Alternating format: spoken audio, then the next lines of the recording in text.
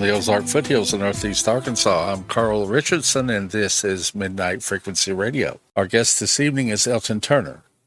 Mr. Turner is the husband of the late Karla Turner.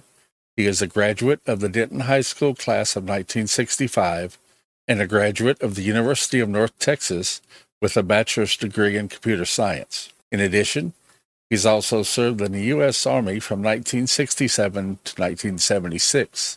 His duty stations included the Defense Logistic Institute Foreign Language Center in Monterey, California, the United States Logistics Group in Sinop, Turkey, Field Station Berlin, and Fort George G. Meade in Maryland. Mr. Turner worked as a computer specialist in the University of North Texas Data Center in Denton, Texas. He's helped with various savings, associations, and more. In October of 2011, Mr. Turner retired from the TD Bank as an account manager and from Fidelity Information Systems. He has 2 biological children, stepchildren, many grandchildren, and great-grandchildren. In addition, Mr. Turner is the full rights holder of the books his late wife, Karla, wrote that were called Taken, Inside the Alien Human Abduction Agenda, Into the Fringe, and Masquerade of Angels. As the sole owner, proprietor of her estate, Mr. Turner is working to preserve her UFO abduction archives for future generations to come. Currently, he is working with a production company to create a documentary movie on Karla's UFO work, which will be released in the future. Good evening, Mr. Turner, and welcome to Midnight Frequency Radio. Good evening, Carl. And I also want to say thank you for your service. Yeah. Oh, you're welcome. You're welcome. How did your wife first get involved with UFO and paranormal? That's a really good question. It was sort of a series of unfortunate circumstances. What happened was she went out west to go to attend a conference, I think Phi Beta Kappa a conference or something like that. And on the way, she picked up a book by Whitley Strieber called about the UFO abductions. And so when she got home, she started talking to me about it, and she asked me if I'd ever had any encounters. I said, I sure don't think so. And she said, well, let's try just relaxing and see if we can't get you to think back into the past. And over a series of a few days, she actually did help me recover some memories that I had suppressed for a long, long time. And so if your readers have ever read Into the Fringe by Dr. Turner, then they'll know a lot more about what happened. But what happened was that she got very interested in regressing me. I trusted her completely, so she could hypnotize me in a flash. And over a series of, I guess, weeks, she started getting the story about my recovering of the events of my childhood.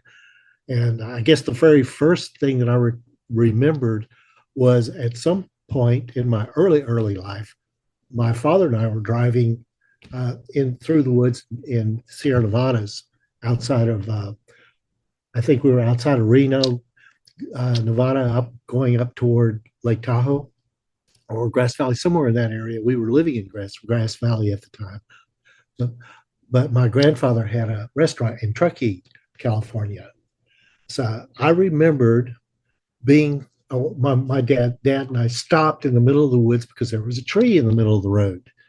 And out in the woods, that can happen, but that's not what I remembered. That's what my dad remembered.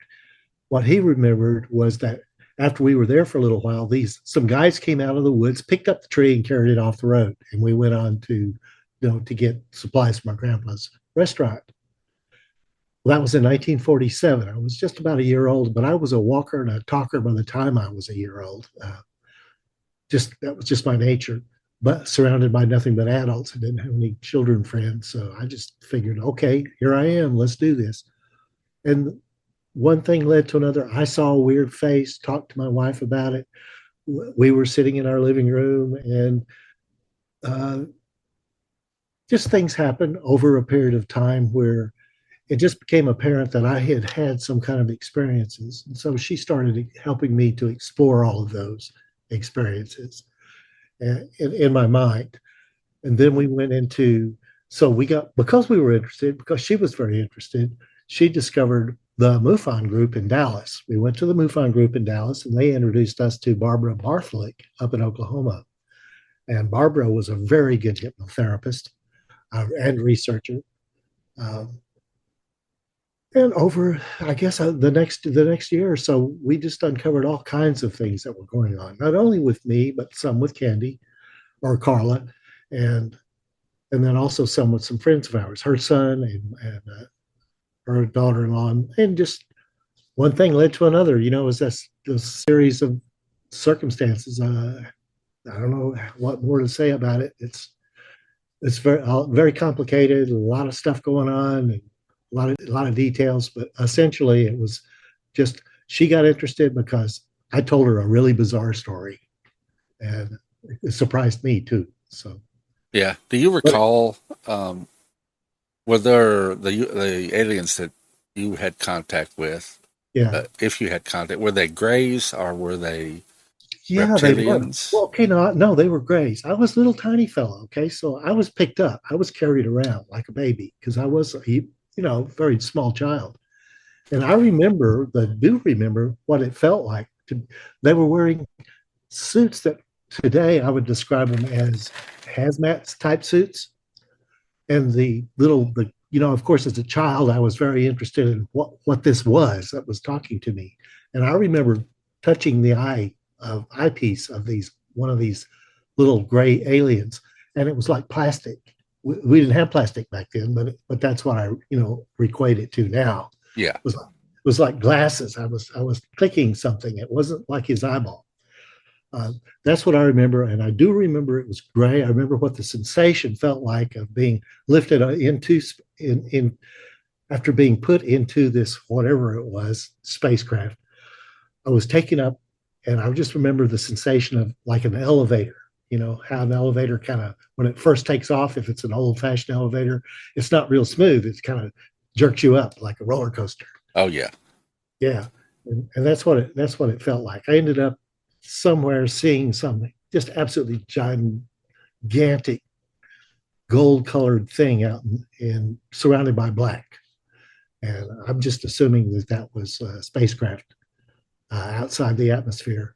And Yeah. so I think I was one of America's earliest astronauts. I doubt if I was the first, that's for sure. But it was treated very nicely and shown a vast, huge warehouse type thing. And I don't really know what it was. It just colored boxes and things that I had no reference for as a child. I couldn't describe it because I'd never seen stuff like that. It's like if you've never seen a tree, you certainly would have a hard time describing it to somebody else that lived in a desert that had never seen a tree. So Yeah. that's yeah, that's all I could do is recall my sensation at the time. And Yeah. I, so that's I how it got started. Yeah. I don't know to ask this next question or not. Did Carla's research affect y'all's personal lives or? Yeah, it kind of did.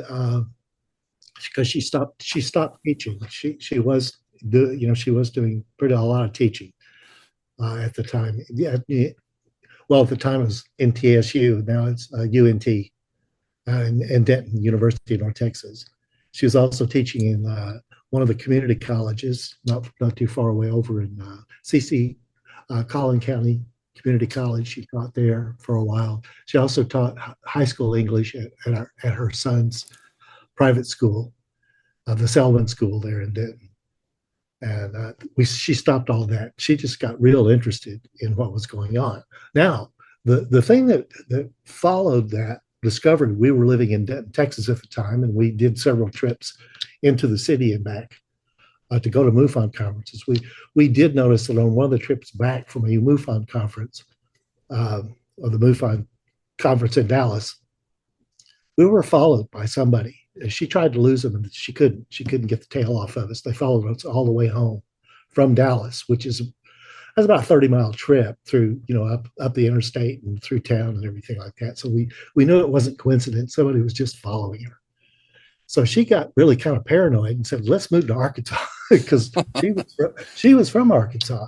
She was born in Rogers in 1947. So she wanted to get someplace less crowded. And so we did. I got a job in Little Rock, went to work for a company called Systematics, which was banking software. And we built a home in the country. And things continued to happen more to her than to me in the country because I was too tired, but because I was building a house and working full time. But she kept studying. And then she got invited to do AOL online chats. She started teaching classes now on AOL. She met people from coast to coast who invited her to do lectures. She began to do lectures and continued to study. And because of all the lectures that she was doing, people started coming to her with odd stories, things that happened to them. They trusted her because she was so dynamic. She picked up on their stories, and that's where the book Taken came. So she filtered through a whole lot of stories and found 8 credible women whose stories that she found fascinating. And she wanted to see, as a researcher, was there any connection between what these people were saying to her? Were there any common threads in those discussions? Or did certain patterns emerge? And that's what she was trying to figure out. And that's where she came up with that. I don't know if you've read Taken, but it's got a comparative chart at the back of it, a spreadsheet that shows things that are similar and things that are different, between the different abductees. And then she went to visit she visited in person most of the abductees over time. And she just went coast to coast, and she was often gone while I was working. And so there's a lot of things that she did that I wasn't aware of. There were people that contacted her that were unusual. There was a futurist out in California that contacted her. He was really nice. I enjoyed talking to him. He had run into people that had also had encounters with aliens in a military type sense, military facilities, I would say. Yeah. And then she met some strange people down in southern Arkansas. There's some strange people down there. So. Yes, there are, but these were stranger than. I mean, this was out of the world. These things were so bizarre. It was like listening to like a sci-fi book. You guys, what the heck is going on here? But I had to keep working, so I kind of stayed away from the mainstream chatter. I did go to a conference once with her and give a speech, but it was terrible. I didn't like it, my speech. But there was a conference in Southern Nevada, and it's out there somewhere, but it's just embarrassing. I was not pleased with my topic because they said, if you'll come, we'll pay your way. But if we do pay your way, you got to give us a speech. And I said, oh, okay. So I came up with an hour of chatter about stuff. I just went through the process of what it was like being an abductee and what it was like being one of the participants in this weird phenomena. And just, it's all been tiring. And when she got sick in 1995, I worked that entire year, not only doing my job and taking care of our home and out in the woods, taking care of her and getting her to the doctor and watching her, watching the breast cancer take her life, which was really kind of very traumatic. And so yes, sir. After she passed away, I just said, I can't take this anymore. And I backed off. I really did back off, not because I didn't like the people. I've never met such wonderful people, credible people, doctors, lawyers, forest rangers, dentists, mathematicians, sane people from all over the country. And actually, having gone to the UFO conference in Arkansas every year for a number of years, I met people from all over the world. And where I met Linda Moulton Howe, for example.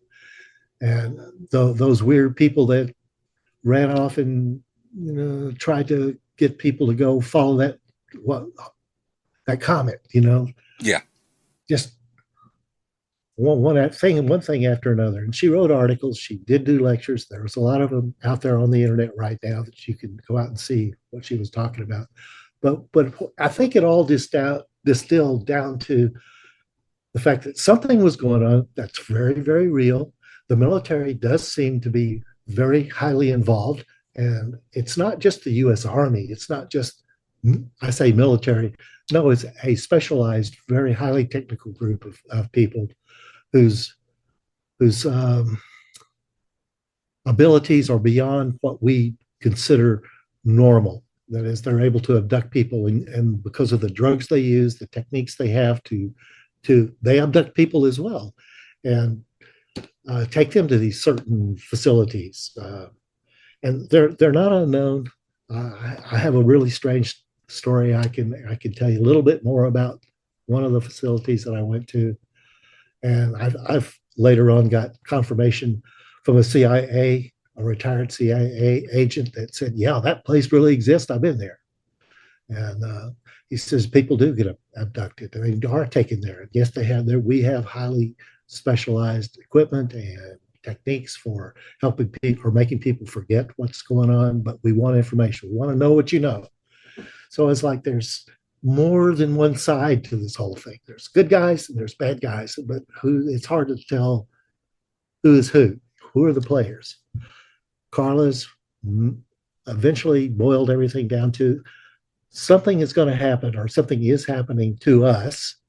And she was concerned about people insinuating or aliens insinuating themselves, she called it insinuation, into our society because they have the answers and because we are so scared, we'll give them power over us. We'll relinquish our dominion over humanity ourselves. We will, because they're so powerful and they seem so wise that they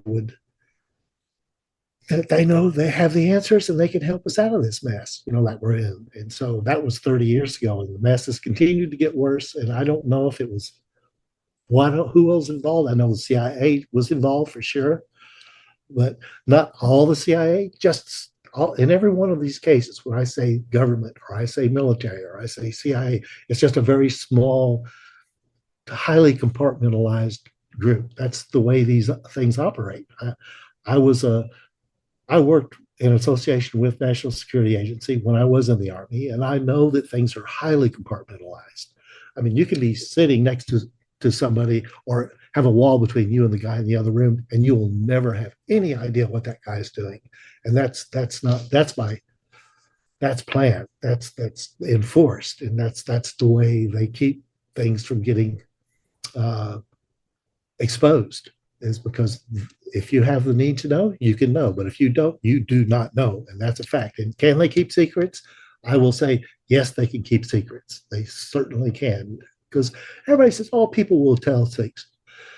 No, when it's that important, they do not tell. They do not reveal their secrets. And because there are penalties, and the penalties are as bad as you think. You think the mafia is bad? No. Oh yeah. You get these guys involved, and they'll do things that you just can't imagine. And it's not just physical harm. It's social harm and mental harm and deletion.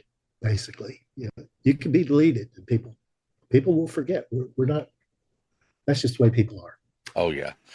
You said you had a story that you could tell us. Yeah. Well, let's see. I have several. One of the strangest stories that Karla ran into was she got contacted by a radio station manager down in Texarkana who said that he had been contacted by this old lady who had a very strange story to tell him if he was interested. So he went out and visited her, and her story scared the bejesus out of him. So he heard about Karla through the grapevine, and he contacted her. This lady purported to have a robot living with her, taking care of her. She was very poor, and she had a son who was mentally challenged, severely mentally challenged, and she needed help, but nobody was helping her. So all of a sudden, this robot shows up. What the robot was like a zombie. It was a person, but she said he didn't smile. He didn't talk much. He just did things. She would take him to the drugstore. The drugstore, you don't have insurance. And this fellow would look at the pharmacist and say, she has insurance, give her the medicine. And the doctor or the pharmacist would say, yeah, sure, here, have the medicine. So whoever this thing was, he had mental capacity to help this woman, but not outrageous acts, just kind, gentle food and medicine and housing. He arranged all of this stuff, but he didn't drink, he didn't eat. He did drink. He drank coffee and he smoked cigarettes. That was the only two things. So Karla went down, talked to this lady, and she met the robot. And she said he was as cold as ice. She shook his hands. He was very slow and very methodical, just like she called it almost like a zombie. But he wasn't, he wasn't gnarly. He just was very pale and thin. She talked to him for a little while, and she thought, well, there's got to be more to it than that. I said, who is it that may I talk to the entity that is controlling you? And the robot said, yes. And he sat down on the couch and he went through several of these, facial tics and things like that. And then all of a sudden, a very clear voice came through. And she started talking to the man who was controlling this guy. And he said he was an entity that was from another dimension that was here on Earth helping people like this old lady and other people. He had been here for a number of years. He said he'd helped start the Boy Scouts because of helping the kids. He'd helped, what is that fellow's name? I can't remember the Boy Scout that started the Boy Scouts, but he said, and I started working with him and helping get these things started. And this fellow was actually a corpse that he had picked up in 1938. He had died and nobody claimed him, so I took him. And he's been helping people ever since. And what does Karla do with that kind of information? That's just one of the weird things that she encountered. Somebody came into her and asked if she wanted to join the force. The what he alluded to as the good guys. He said, if you want to do this, it's a lifelong commitment, and you have to drop out. You'll become invisible to the rest of the world. But we are there trying to protect us. We are on the humanity side, and we're doing everything we can to stop this, whatever it is, from taking us over. So when you come right down to it, Karla was dangerous, I think. There was a man that was in Project Blue Book that Karla and I sat next to. I was trying to remember his name. He was one of the naysayers, one of the super skeptics. But he worked on the Jane's military aircraft book. He was a very highly thought of person, but he was always saying it was swamp gas or UFOs were not there, that the things that people saw were mass hallucinations or swamp gas, all the stories that we heard. And she looked at him and she whispered something to him, and his face turned bright red and he shut up and dropped out of sight. I mean, I saw that guy maybe one more time on television. She said something to him that shattered his reality. I have no idea what all she was into, but it was more than just UFOs. I can tell you that. She was working with Barbara Bartholick over in Oklahoma, and so through her we met a lot of other people that were abductees, and just little odd things. Things happen. Karla saw things in the sky outside of our apartment or outside of our house in the mountains, flying over the house. Things that were not airplanes. They were too slow, and they were not helicopters. They were like dominoes with lights on the edges, big things flying over our house, just kind of keeping track of her. We got a call one night from people out in Western Arkansas, and it said, there's something coming your way. There was a rancher that she'd been in touch with who had a lot of mutilations on his farm. And he was very upset. He was a rancher and they were destroying his life, and he got really upset. But we had met him at the UFO conference, at the Ozark UFO conference. And he said, I'll let you know if I see something. So he called her and said, yeah, something's coming your way. And sure enough, we went up there we lived on a high rise outside of Y Mountain, Arkansas. We went out on the road and looked up into the sky where we could see clearly away from all the trees. And sure enough, here came something. We took my mom, and we all three saw a light coming at us. and it was very, very strange. It was sparkly and full of colored lights, and I thought this is just too weird, you know. So, but anyway, all three of us watched this thing go all the way past us and then disappear and then come back toward us, and then next thing I know, we're in our house. I don't think there was an abduction at that time, but who knows, you know. Was the shape of the craft, was it discernible? Was it saucer or At triangular? night, this one was, it looked more like I would have to say a ball that was rolling, like a rolling globe Yeah. with colors. Just this colors, just kind of red and blues and greens and yellows and purples, just kind of a changing, not changing shape, but changing colors. Like I don't know how to. We don't have anything like that. Not even like a plasma, plasma globe that you see in the stores. Uh-huh. Wasn't like that at all. It was all over the outside. And honestly, what I saw was a globe.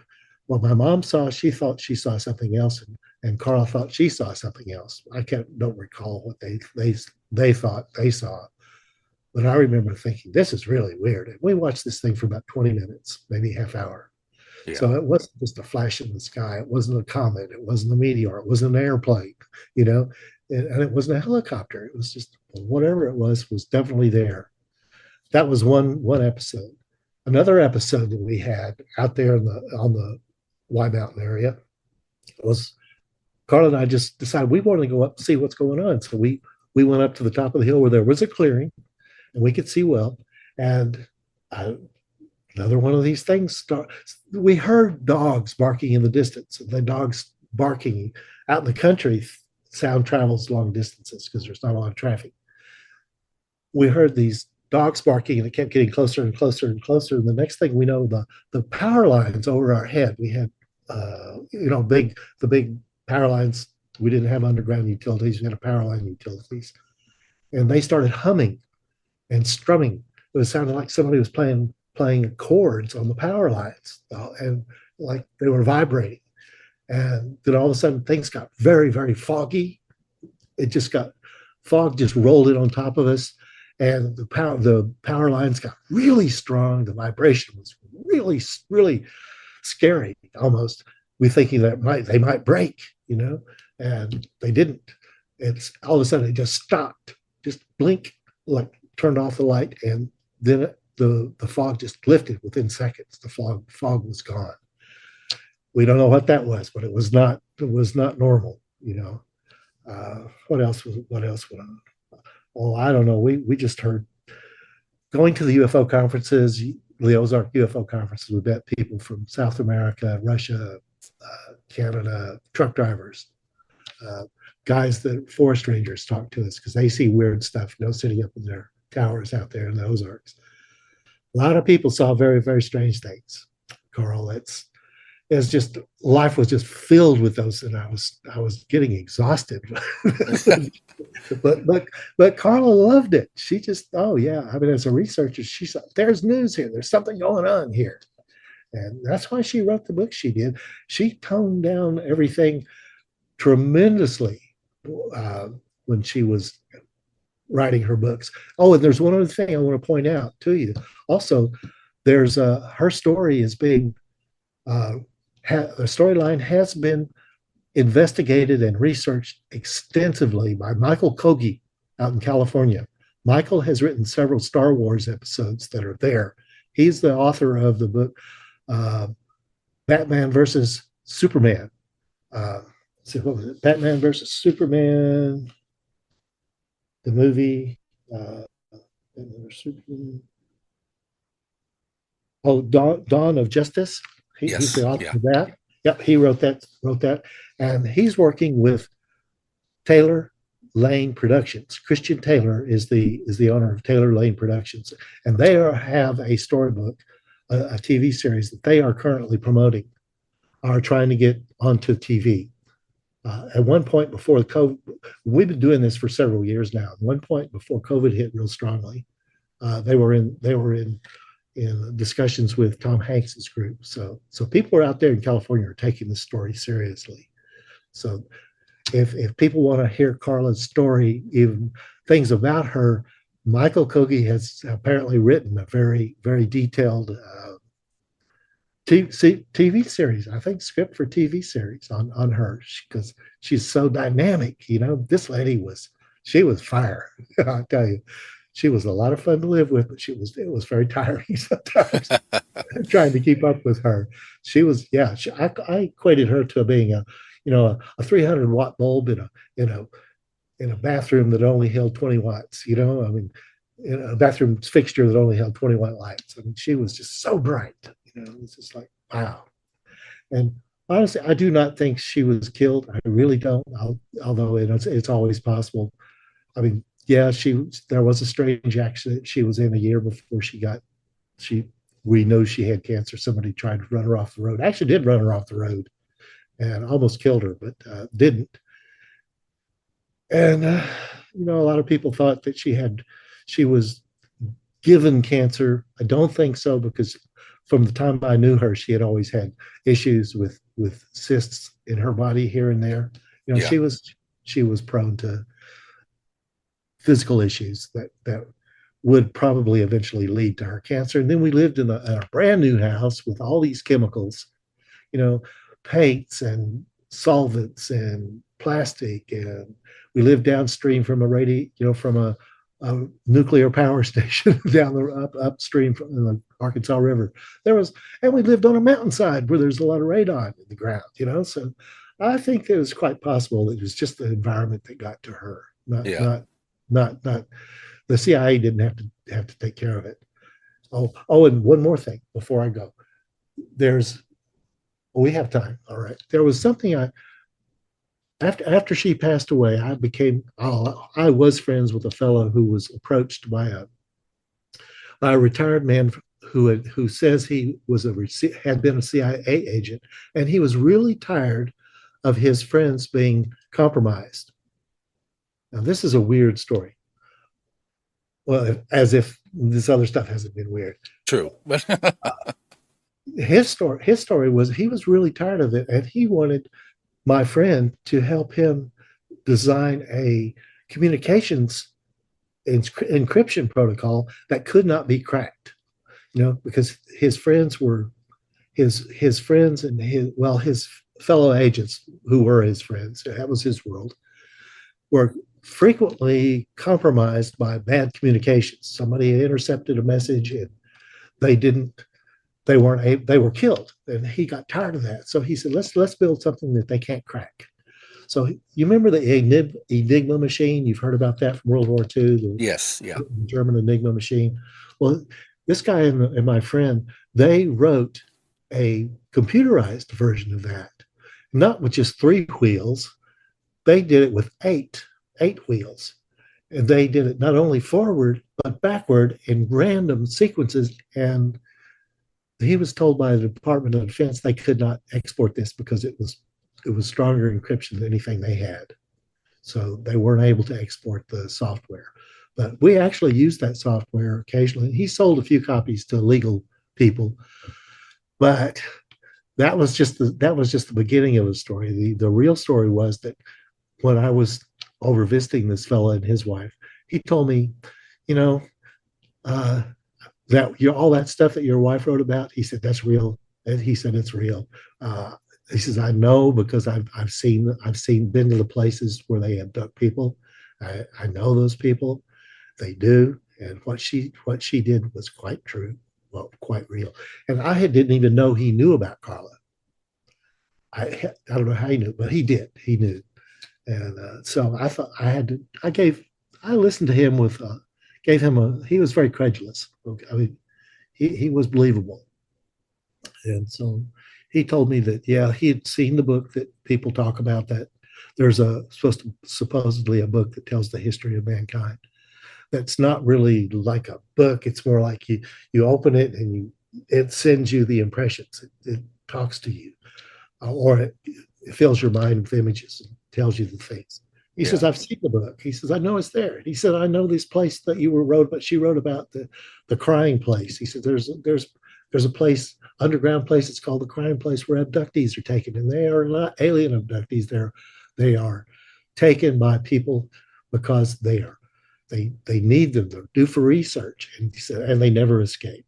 He said a lot of the people that we read about that are missing, at least they are missing, and they'll never be found.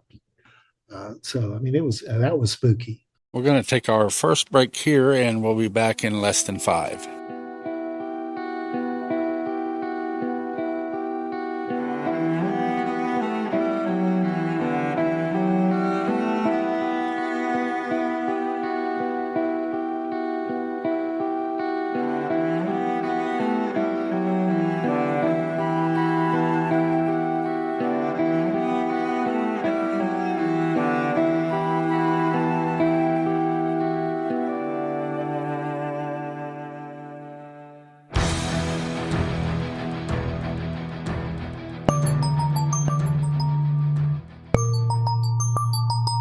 This is Dark Matter News. I'm Joshua Stark. New research is rewriting the origin story of one of the deadliest pandemics in human history. Scientists now believe a previously unknown volcanic eruption, likely somewhere in the tropics around the year 1345, helped set off the chain of events that led to the Black Death, the plague pandemic that killed tens of millions across Europe in the mid-14th century. The team behind the study drew on tree ring data, ice core samples, and historical records. Together, they reveal a sharp spike in volcanic material entering the atmosphere in the mid-1340s. That eruption produced enough ash and sulfur to dim sunlight, shift weather patterns, and cool the climate across the northern hemisphere for several years. Europe, especially the Mediterranean region, saw back-to-back cold, wet summers that destroyed crops and raised fears of widespread famine. As harvests failed, major trading powers like Venice, Genoa, and Pisa turned urgently to the Black Sea region for grain. Ship after ship, loaded with emergency food supplies meant to stabilize their populations, arrived, but those shipments likely carried something else. Plague-infected fleas hiding among sacks of grain, thriving in the cramped holds of merchant vessels. Once these ships docked, the fleas spread into local rat populations and then crowded human communities. Within months, the plague exploded across Mediterranean ports and moved inland along major trade routes. Catch up with us at darkmatternews.com. Looking for a portable radio that'll slip into your pocket? Take a look at the CC Pocket AM/FM Nowhere Weather Radio plus alert with clock and sleep timer. We combine ease of use, very good reception, and sharp, well-defined audio together in this little jewel of a radio. You can listen on the built-in speaker or the included high-quality original CC Bud earphones tuned for superior voice quality and music. It has 5 one-touch memories, R-type buttons for each band, and stands upright when needed. To get your CC Pocket Radio, you can call 1-800-522-8863 or visit us on the web at ccrane.com. Once again, that's ccrane.com. And remember, they make a great Christmas gift. What is ham radio? It's the most fun you can have with a radio. Talk to people around the world or even orbiting the world. And you don't need a 2-year contract or internet access to do it. Learn about electronics and be of service to your community. ARRL, the National Association for Amateur Radio, has over 2,000 clubs across the country, including this one in your area.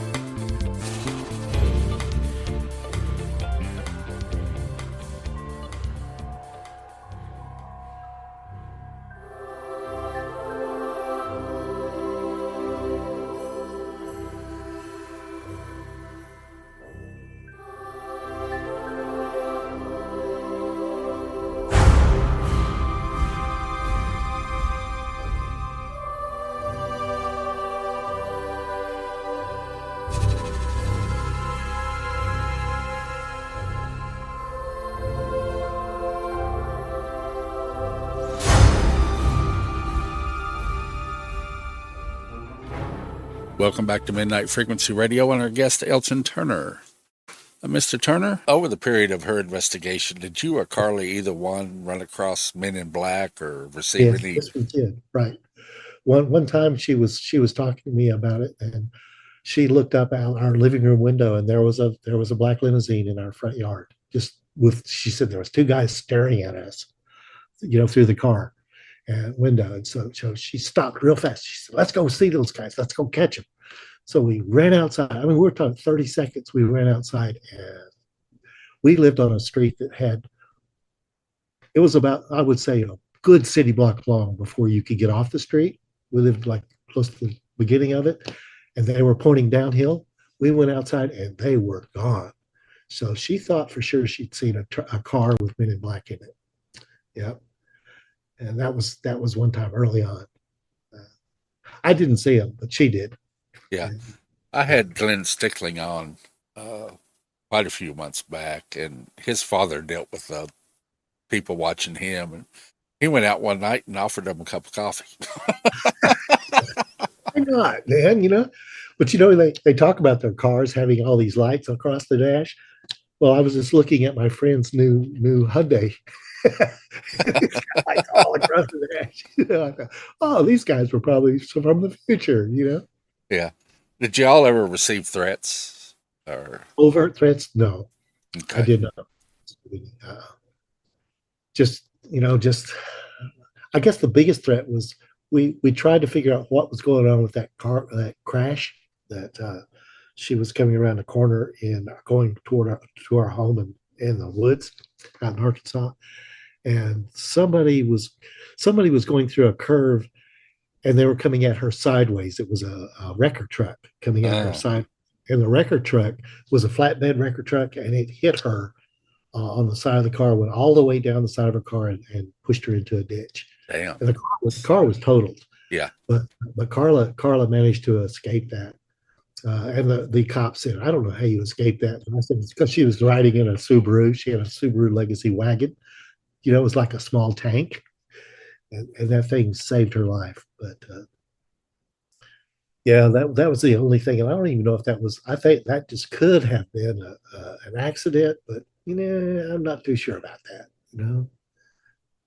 because it was just too bizarre. Definitely, yeah. It was like somebody was trying to assassinate her.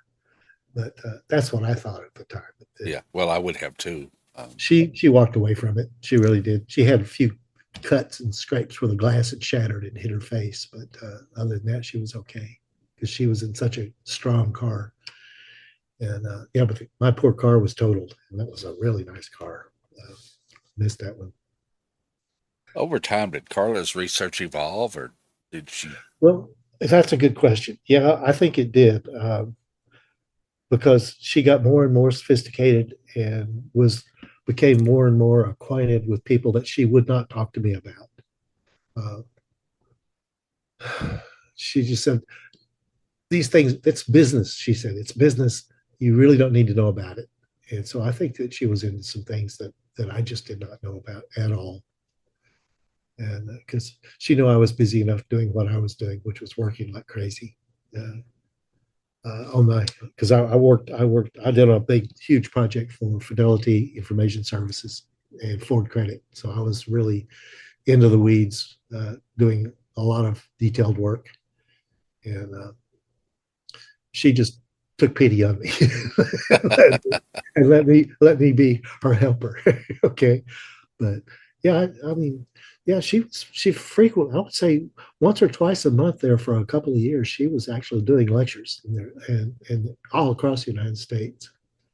She was going places. Did any of her research lead her to the government itself, do you think? Or well, I think that that one fellow that came and talked to her about joining their team, he said that, yeah, I think that was as close as she got. And she said, I couldn't give up my life for it, even though I thought the battle was worthwhile, and I could trust the guy because he told me things. She told me that he had told her things that she knew to be true or she felt was true, and that she felt honored that she was being asked, but that she didn't want to give up her life because she liked me. She did not want to leave. And she had a wonderful son who was at that time, he had just started school. He was going to Rensselaer Polytech up in New York. And she just didn't want to leave her family. She was good with family. Yeah. And yeah, she was a sweetheart. She had a really nice family. I liked her mom, her sister, her brother. They were wonderful people. And, but The bad thing about getting involved with the government like that is you don't know if at some point they're going to try to discredit you in some way. that's And true. Yeah, that's true. I think that's why she was very careful to write things the way she wrote them and to investigate completely. And before she said anything, she would try her best to document it as much as possible. Uh, I got to know the people in her book Taken. There were 8 women the stories were about, and I actually met 3 of them personally. The others were too far away or something, but most of them have since passed on. Well, it's been a while. They were older than she was in the first place, but some of them died of weird things. One died of cancer, just blip, she's got cancer, blip, she's gone. Another one got MS, developed MS, although she was vibrant and healthy and lived on a ranch, and all of a sudden she's got MS and has died. that's unfortunate. Yeah, and then it's just people here and there, and so I wish I had a good story to tell everybody. I wish I could say, Karla had this story and that story, and she had a lot of stories, but they were very odd little stories, and one-odds and one-offs, and this and that, and just overwhelmed with people writing her, telling her, sending her their manuscript story, their stories. Uh, but to be honest, I turned most of this stuff, all the stuff that I was able to keep, I turned over to Michael Kogi so he could develop his story about Karla for TV series. Yeah. I just hope it comes true. I really do, because I think people will like it. I think they'll appreciate all the care that she took in developing her stories, the quality of her stories, and the lack of she didn't jump to conclusions. She listened, and that was real important. That's what she did more than anybody I know. And she wouldn't take guff from anybody. Yeah. How much skepticism and criticism did she have to deal with? All the time, I'm sure she dealt with a lot, but she came armed when somebody had something that they didn't believe. She pointed out to them in no uncertain terms, this is what happens. This is what had happened. This is what I think has happened.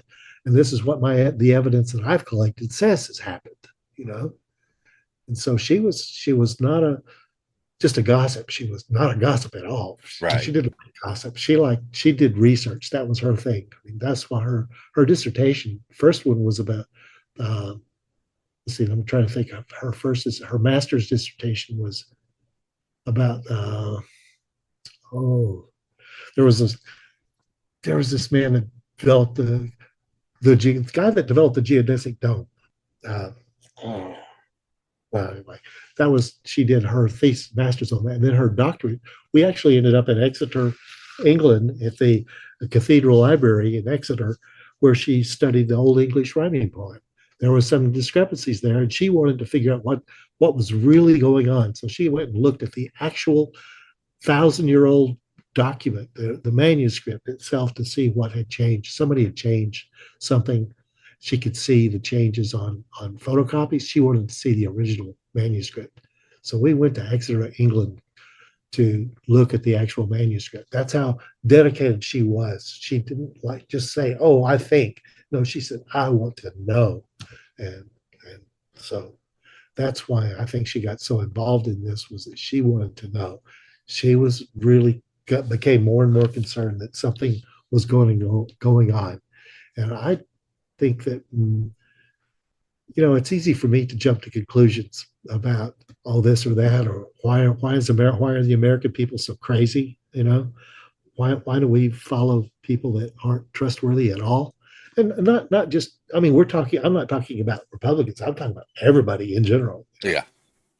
Why do we trust these people? And that's because they tell us really good stories Or good lies, one or the other. or good lies. Yeah, that's true.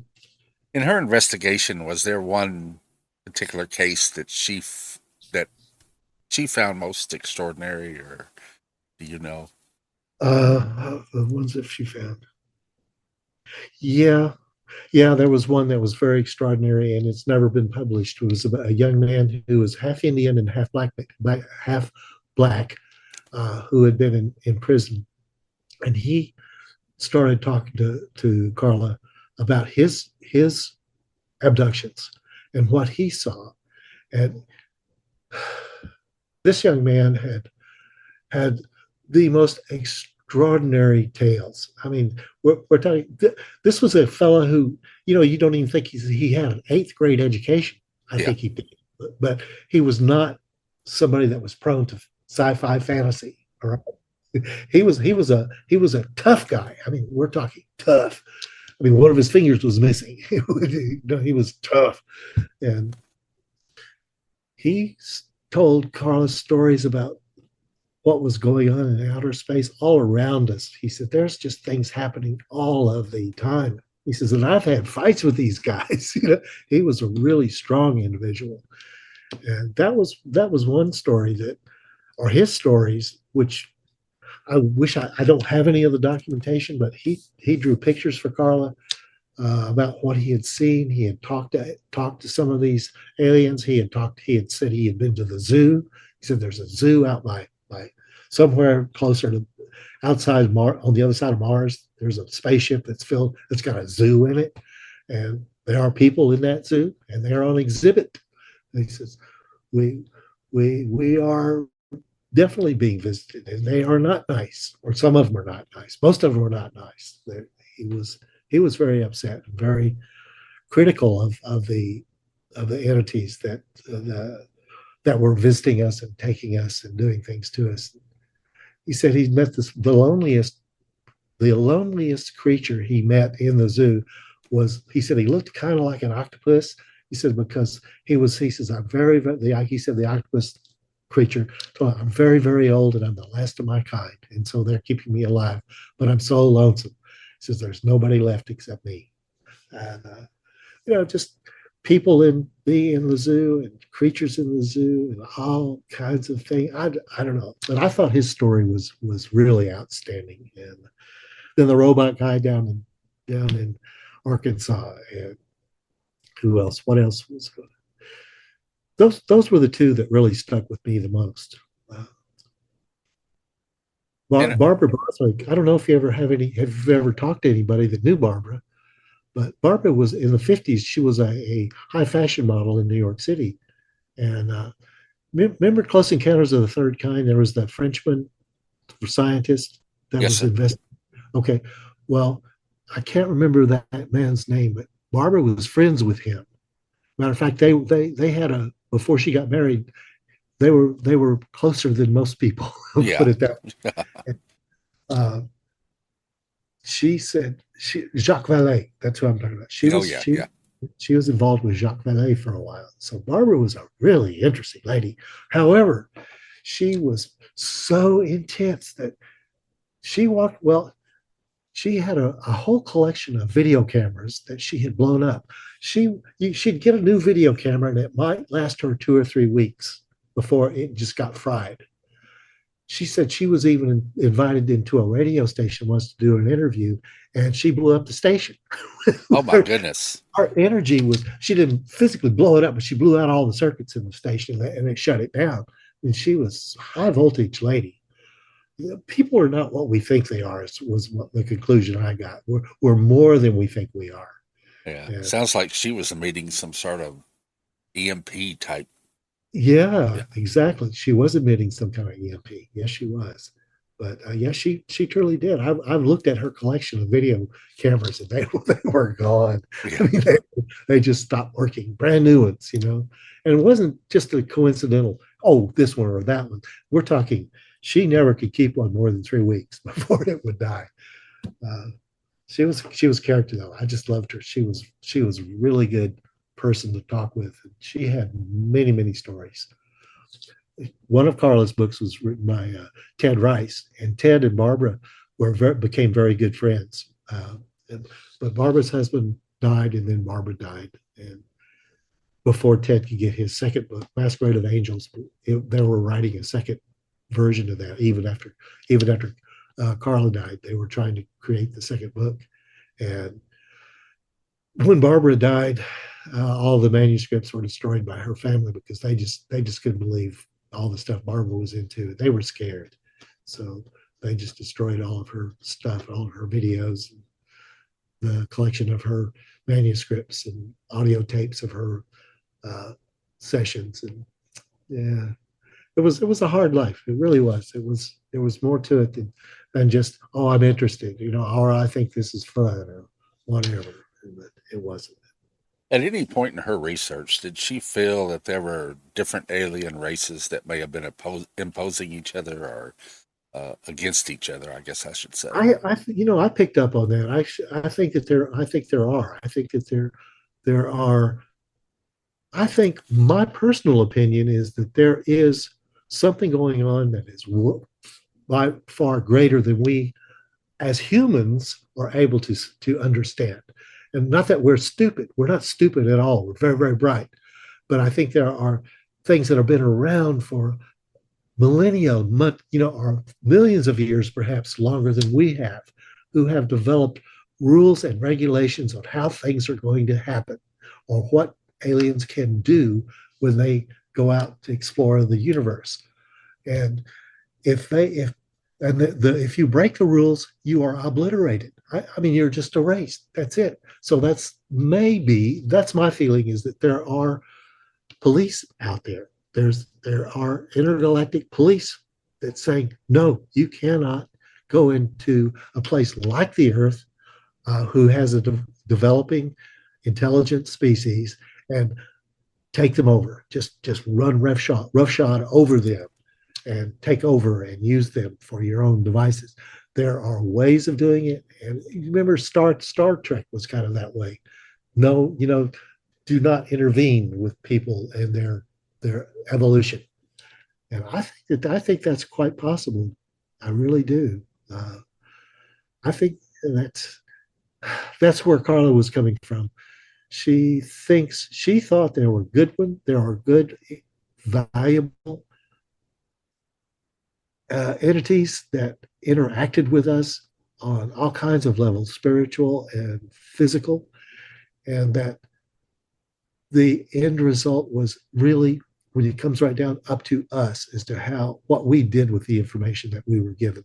But that there were ones out there that wanted to exploit us, and that we have been exploited, and that the results are that those that were exploiting us have been forced in one way or another to back off, and let us do it ourselves. I don't know if that's true or not, but I think because we have a spiritual quality about ourselves that is important to the rest of the universe. I don't think we're stupid at all. I think we're very bright. I think our tools are limited. And having seen what the advances in medicine from the time Karla got breast cancer to the time my current wife got breast cancer, the difference is night and day. My current wife has had breast cancer not once but twice, and is now completely clear of the same cancer that killed Karla, and the same types of cancer. So we have a long way to go. We really like ourselves. We think we're the most brilliant thing in the universe, but I don't think so. I don't either. Putting us down, not putting us down at all. I think we're very good, and I think that humanity is worth. I think it's worth all the effort we're going to put into it to get us to where we can join, if there is such a thing, as a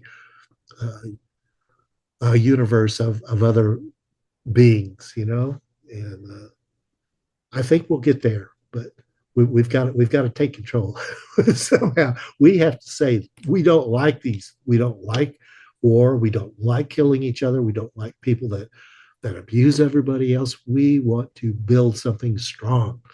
And I'm looking forward to that day. But here I'm almost 80, so I haven't seen very many signs of it lately. But it may just be a phase that we're going through, and I hope it is. I hope so too. I I hope we mean, recover from this. yeah, just we still have some serious issues that we need to address. Yes, sir, we That's do, Carl. Yes, we do. We definitely have serious issues, and I think that was part of what she was running into. I think that she kept running into the political things that were going on as well as the physical, and it, I don't have answers. I really wish I had at least even one good, solid, concrete answer, but I don't. Even after living with this stuff for 40 years or 45 years now, I just don't. No. All I know is that life is much more interesting than I ever thought it was going to be as a kid. And I'm very grateful for the life I have now, right? yes, sir. But You mentioned the movies, or I guess I should say television series that may be coming out. mhm. Do you have any projects in the works, books, or? No, I don't. My vision is fading, and so it's very hard for me to read and write.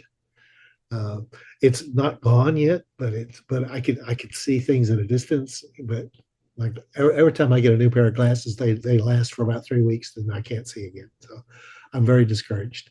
And it's macular degeneration. It runs in my family, and I'm not sad about it. I'm just learning to deal with it. I'm surrounded by people here. A lot of people have low vision where I live, and so we have a group that we talk to each other and we give each other support and we come up with tools to cope with it. And I'm still in the process of doing that now. The one project that I did have, and that was talking to Michael and Christian for hours and hours and hours on end. So I helped them write this, or I helped them develop this story. Okay, that may become a TV series. I'm hoping to become a TV series. I wasn't the writer, but I definitely contributed, and that took a lot of time because Michael was very thorough. I mean, we talked 2 or 3 hours at a time, sometimes twice a week for over a year, and so that was my latest project. But as far as writing another book, I don't have the writing skills that Karla had. She was a terrific writer, and but honestly, I'm just not that. I'm not. It's not to say that I'm not interested. I just don't want to hurt my family. I don't want my current family or my grandchildren to be hurt. If Yeah, I say something stupid, right, or I go down some sort of alley that I shouldn't be walking down, and I don't want to hurt the family that I have. And it's not running from it. As I contributed my part, uh, back in the 90s, 80s and 90s. I did my part. yeah. Well, I can understand you don't want to go down a rabbit hole because that, No, I really don't. But I do support those that do, and I'm very pleased that you're asking the right questions and talking to the right people. Uh, oh, there's so much still to be discovered about us, and and those that develop our tools. That's the important part. It's like, oh, I wish the physicists would get over thinking that we're the smartest creatures in the universe, and give some credence to the fact that good people see these creatures. Good people get picked up by them. Good people see the results of their work. Uh, some are not so good. We don't understand the reasons why they do this. I don't understand why in the world cattle mutilations occur the way they do. Why they want to destroy some of the best of the herds. Probably because they are the best in the herd. yeah. Well, I've had so many guests on with different opinions saying, Yeah, that cattle mutilation may be alien related or it could be government related. So, it could be both, right? yeah, And maybe they're working together. That's the whole thing. Is a lot of it seems to be a joint effort, if you would, by the aliens that are here that are willing to talk to what we call government officials, just those groups of people who know how to keep secrets and know how to make things work. as a Russian linguist for the U.S. Army, I worked on equipment back in the 60s that is more sophisticated than anything you can buy on the store today. Yeah. Okay. So we don't see everything that the government does. We do not. And secrets are kept by departments within the government. Yes, they are. They are kept and they will be kept. It's too important to just let some of this stuff be distributed willy-nilly. You just can't do it. The stakes are too high. Yeah. Well, I know we are advancing. I mean, even in amateur radio, we're not sitting around with tube rigs anymore with large antennas. They've progressed into digital communications where Yes. you can even make contacts with the digital mode that you don't even have to speak. The software handles the signal reports between each station automatically. Yeah. And of course, now you got solid state amplifiers and solid state amateur radio rigs. Matter of fact, it's gotten difficult to work on them with the surface mount stuff anymore. With my eyesight, no, you can't work on it. I understand. Yes, I do. I'm very sympathetic to all of us old folks out here. Yeah. But I don't, I don't want anybody to take anything away from this conversation. That makes me feel badly about the people that study this phenomenon or the people that have been involved in it, the abductees or even the abductors. I think there's something else going on altogether. I really do. I just know that what I heard and what I learned when I was in the service are things that are not talked about on news channels or in print. There are things that just they happen and they're just not talked about. It's like some of the investigations that have gone on. I'm going to bring this up very quickly. Some of the investigations that have gone on for like Benghazi, for example, when Hillary Clinton was grilled ad nauseum about what went on in that situation, she could not tell us. Because if she spilled the beans, people died. Good people died. Yeah. And so she took the heat. And I don't know if it was the right thing to do, but she did not expose her sources. You do not expose your sources if you want to keep intelligence going. You just cannot afford to. And so that's some of what's going on here, I think, is yes, there's people that know what's going on, but are they going to tell us? Not yet, not now, because the ramifications are very, very important. They're strong. I mean, the results can be devastating, or they can be very enlightening. We just have to get us crazy humans together and say, hey, we want to do this the right way. Well, we're not there yet. So Yeah. we're working on it, because there are lots and lots of good people out there. I mean, really, I think that's the majority. I was just driving through the city the other day thinking to myself, all these crazy people that make these bad decisions, we're all driving on the highway. We're all obeying the laws. We're all going the right speed limit. We don't run into each other. We don't steal from each other. We don't kill each other. For the 99.999% of us are good people. There's just a few rotten apples that really spoil that barrel, Yeah. My last question, I guess, for you is going to be, what are your thoughts on this government disclosure hearings that they've been having with Congress? About what? Whether they're actually going to end up disclosing anything, or it's just another... I've noticed that there have been some real disclosures. They did show some Air Force films not too long ago that were a whole series I saw on, I think Discovery, might have been Discovery Channel, where they were showing actual UFO clips from the Air Force pilots. So that's a change. Yeah, yeah. I think they're trying to prepare us for the fact that one, we're not alone, and two, it ain't that scary. It's scary, but it's not earth shattering. We're not gonna, And I think my thing is, I think it's positively. I think there are rules and regulations out there because they have if humanity had advanced another 1,000,000 years, or say even 1,000 years, 2,000 years, we have come so far from the dark ages here in our world. look at our technology, look at our society. Yeah, there's rough edges. There sure are, but there's a lot of good people doing a lot of good things. And I think that's overall, I think the universe itself has policemen. I think that there are regulations. I think there's rules. I really do believe it strongly that there are rules and regulations about how the universe and its inhabitants are used.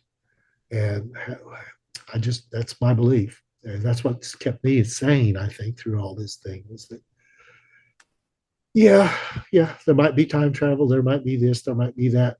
I've run into people that say there's time travel and other people say, no, that's not possible. Come on. We don't know. We just don't know. Right. Well, if that documentary comes close to being released, would you be interested in coming back on and discussing that? Possibly, if we can get maybe the director or the maker on along with you. Right, that would be great. If it sells, if they can get it out there in distribution, that would be great. And Michael would be a person you would probably enjoy if he's willing to talk online. Yeah. Kogi, Kogge. He would be an absolutely fantastic person to talk to because he's very interested and very smart. He's a wonderful young man, and I really, really appreciate his care, right, and the seriousness with which he took Karla's story. Yeah.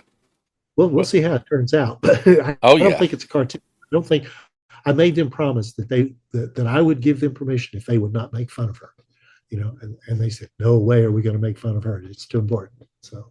Yeah, well, I think a documentary is a good shot. Other than, I'm glad it's not going to be a Hollywood movie because you know how Hollywood is. They have to. Sure, and I know that in Hollywood you do have to compress things. You have to, you just have to. You've only got so much time to tell a big story, right?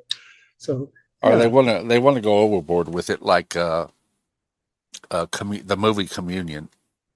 With Whitley Strieber, they went off the deep end on that movie, and it was disappointing. Yeah, it was, and some of the poo-pooers just.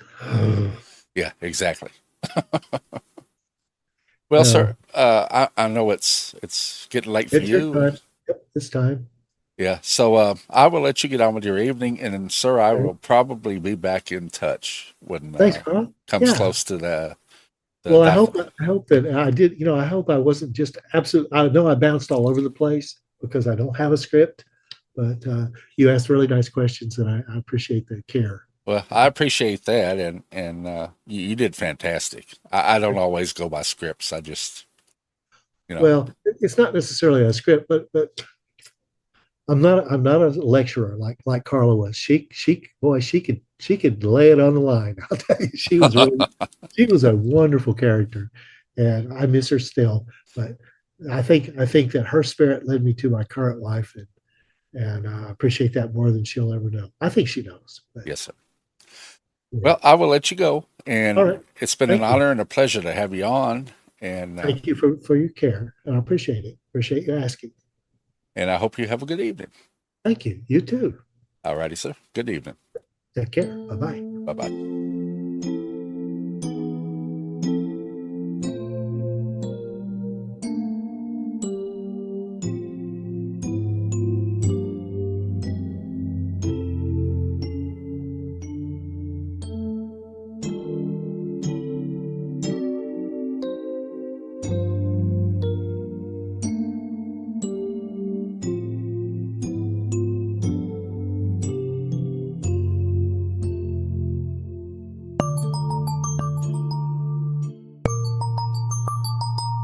This is Dark Matter News. I'm Joshua Stark.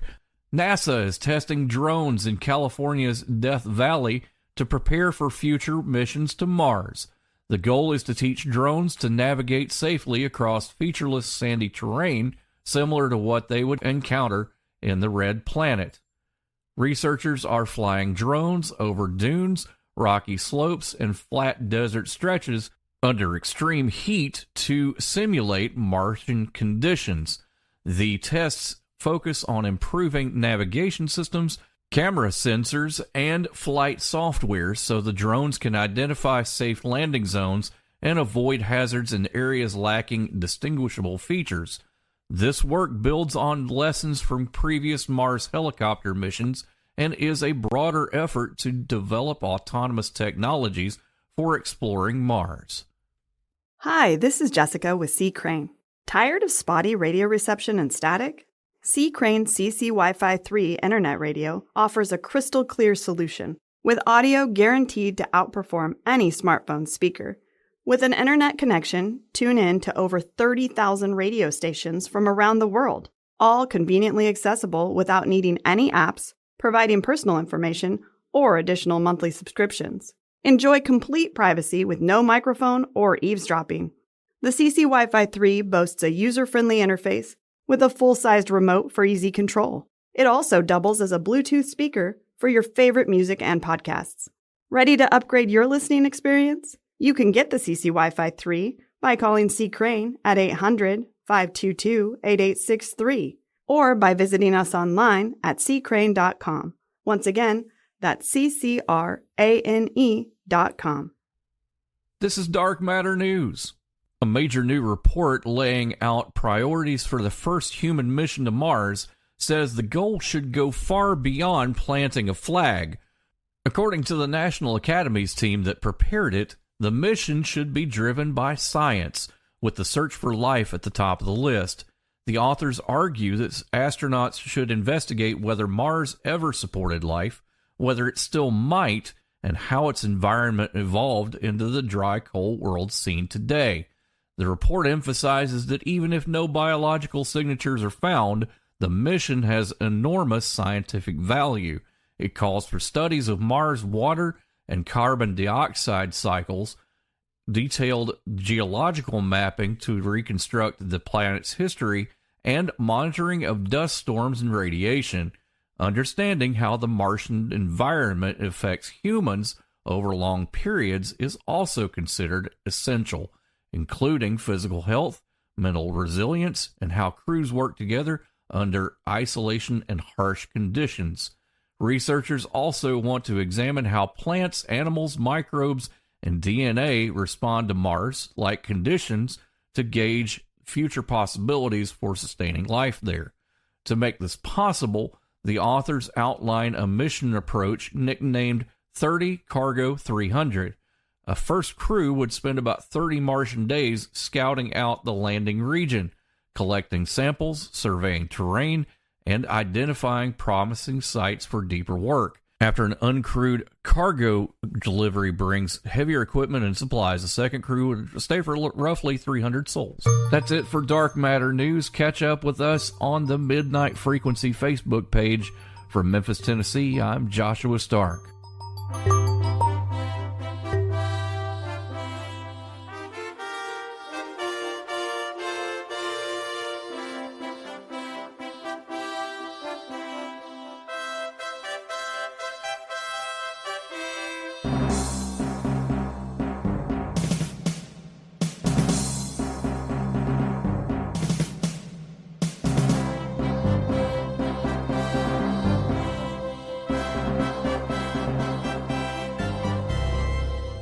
Welcome back to Midnight Frequency Radio. We'd like to invite you all to join us on Wednesday, December 31st, as we'll be having Dr. Louis Turry in, giving listeners their astrological readings. So call in and find out what your future holds.